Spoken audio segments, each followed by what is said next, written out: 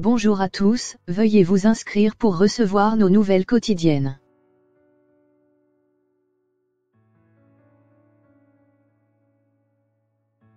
Le périphérique parisien, bientôt un mauvais souvenir. 2 études sont menées, à la demande de Paris, pour transformer la rocade parisienne. Et l'OUS de Paris ou candidats au municipal ont aussi leurs idées.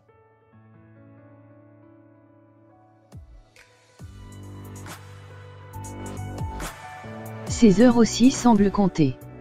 Le périphérique, cette rocade de 35 km qui encercle Paris, est aujourd'hui l'objet de 1001 critiques. Pour la pollution et le bruit qu'il génère. Pour la rupture brutale qu'il crée entre Paris intramuros et la banlieue. Ou tout simplement parce qu'il est moche et la plupart du temps saturé. Alors élus parisiens ou candidats en campagne n'ont de cesse d'imaginer un avenir plus radieux pour l'axe emprunté par 1,2 million de véhicules chaque jour.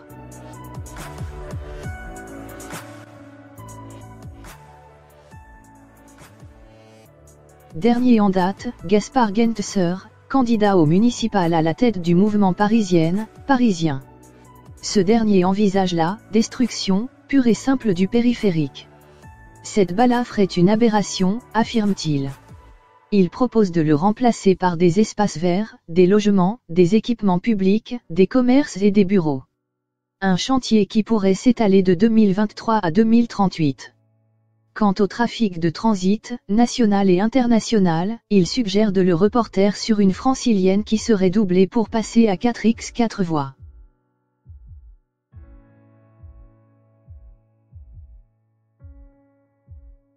Déjà, lors des précédentes municipales, l'avenir du périphérique avait fait débat. La candidate Nathalie Kosciusko-Morizet, UMP, proposait de couvrir cette portion du périphérique, soit 1,4 km, d'ici 2020 et pour un montant de 225 millions d'euros, €.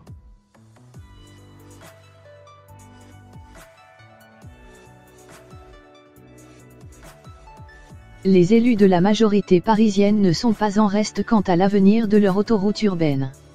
En 2010 déjà, Paris avait commandé une étude au cabinet d'architectes, et alors, sur le thème « Quel Paris avec plus de degrés ?».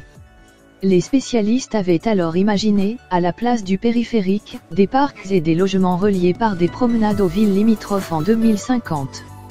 Une zone, très végétalisée pour casser le mur entre Paris et sa banlieue, expliquait-il aux Parisiens.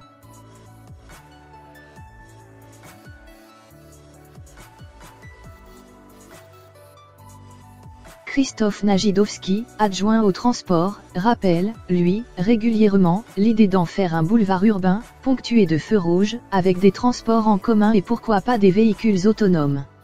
Le premier adjoint à la ville de Paris, Emmanuel Grégoire, a, de son côté, affirmé que dès 2024, une « Olympic Lane » pourrait voir le jour, c'est-à-dire une voie dédiée aux participants aux Jeux Olympiques. Dans la foulée, elle se transformerait, dans chaque sens, en une file réservée aux covoitureurs ou aux véhicules partagés.